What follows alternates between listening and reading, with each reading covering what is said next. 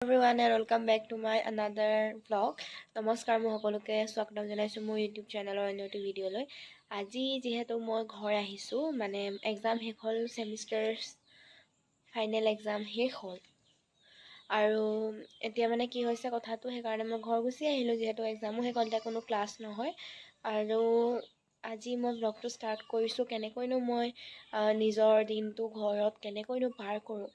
চ' আপোনালোকে স্কিপ নকৰাকৈ ভিডিঅ'টো শেষলৈকে চাব।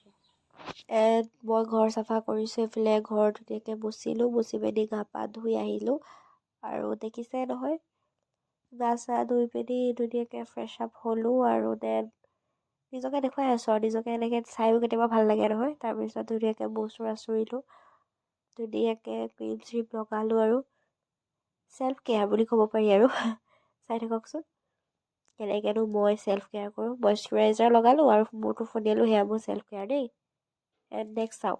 চ' এভৰিৱান, মই এতিয়া আহিছোঁ পাকঘৰলৈ আৰু এতিয়া বাজিছে 4টা আৰু মই ষ্টপ কৰিছিলোঁ ভিডিঅ'টো যেতিয়া মই গা পা ধুই আজৰি হৈছিলোঁ আৰু তাৰপিছত মই মুভি চালোঁ, অকণমান বুকছ মেলিলোঁ আৰু প্লিজ ইগন'ৰ কৰিব বেকগ্ৰাউণ্ডটো দেই। আৰু এতিয়া যিহেতু ৰাতিপুৱা এবাৰে ভাত খোৱা হয়, ভণ্টিও আহিছে, চ' মই এতিয়া মেগী বনাম। দেখাবলৈকে একো নাথাকে বাৰু মেগী ৰেচিপিটো, তথাপিতো ডে টু ডে লাইফতনো কি কৰোঁ। আজি ফাৰ্ষ্ট ষ্টাৰ্টিঙতে কৈছিলোঁ যে মই আজি দিনটো কি কৰিম, চ' সেই দিনটো কিবা কৰাৰ ভিতৰত এইটোও পৰে, চ' এইখিনিও দেখাম মই, ত' চাই থাকক। ফাৰ্ষ্ট মই কেৰাহীত তেল দি লৈছোঁ, গৰম হোৱালৈকে অকণমান ৰখিছোঁ, তাৰপিছত ছাইডতে পানীও পাতি দিছোঁ আৰু চবে যেনেকৈ মানে তেনেকৈ বনাইছোঁ। পিঁয়াজ ঢালি দিলোঁ আৰু অকণমান গল্ডেন ব্ৰাউন হোৱালৈকে ৰখিছোঁ আৰু এয়া আমাৰ 2 মিনিট মে বননে वाला মেগী ধুনীয়াকৈ মই পেকেটকেইটা এতিয়া ফালিম। দেখিছে নহয় চুৰিখন মই কেনেকৈ ভৰাইছোঁ, পেকেট ফালিব নাজানো। তাৰপিছত ধুনীয়াকৈ এইফালে মেগী পেকেটটো খুলি ৱাও মিল গয়া মছালা, চবতকৈ বেছি ভাল লাগে মছালাটো মোৰ। এইফালে ঢালিলোঁ মেগী এণ্ড ছেকেণ্ড পেকেটটো আকৌ মই কাটিব লৈছোঁ। 1 2 3 ফালি গ'ল আৰু ঢালিলোঁ। তাৰপিছত এইফালে অলপমান মই নিমখ দিছোঁ এণ্ড গোটেইখিনি মই ভালকৈ ফ্ৰাই কৰিম। মিক্স আপ হ'ব আৰু দেই। এতিয়া অলপ পিছতে আমি 2 মিনিট মে বননে वाला মেগী মই অলপ বেছিয়ে লেট হৈ গৈছে বনাওঁতে, 5 মিনিটছমান লাগিব আৰু দেই এইটো হওঁতে, যিহেতু পানীও এড কৰিম ন। এইফালে পানী আহি গ'ল, দিছোঁ এড কৰি। আৰু মই জানেনে যিহেতু মোৰ অকণ চৰ্দি লাগি আছে, সেইকাৰণে মই সদায় ৰেড মিৰ্চ পাউডাৰ দিওঁ, যিহেতু কালাৰটো বেছি ধুনীয়া হয়। দি দিবচোন, সঁচাকৈ আপোনালোকৰ মেগী বনাওঁতে বহুত টেষ্টি এটা ফ্লেভাৰ আহে। আৰু দ্য বেষ্ট পাৰ্ট মছালাটো ঢালাই, সেইটো দিছোঁৱে মানে। তাৰপৰা অকণমান হাতত ল'ম এতিয়া মই আৰু খাই দিলোঁ। য়েছ, ইটছ টু য়াম্মি, বহুত টেষ্টি লাগে।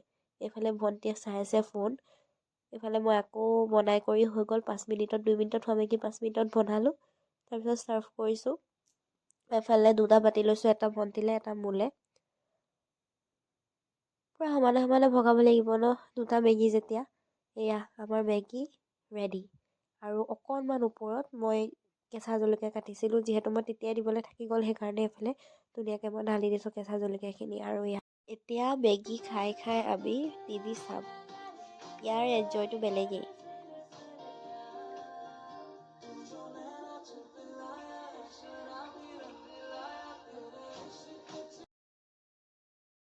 এয়া গধূলি সময়ত ধুনীয়াকৈ চাকি জ্বলাই পিনি গোটেই ঘৰখনত ধূনা দিছোঁ আৰু ধূনাৰ গোন্ধটো সঁচাকৈ বহুত বেছি ভাল লাগে। আৰু ধূনা চূনা দি চাকি জ্বলাই মই এতিয়া এফালে যাবলৈ ওলাইছোঁ।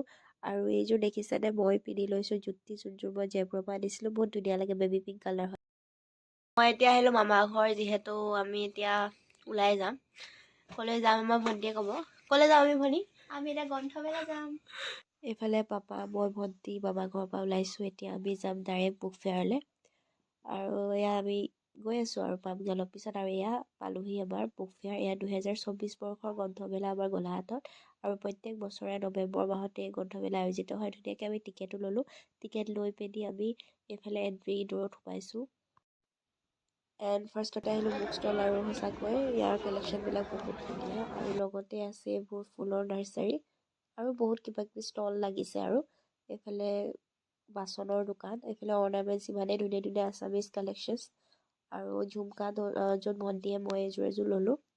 এইফালে জ্যোতিষ কালেকশ্যনবিলাকো বহুত ধুনীয়া, বিশেষকৈ সৰু ল'ৰা ছোৱালীবিলাকৰ বহুত ধুনীয়া লাগিছে।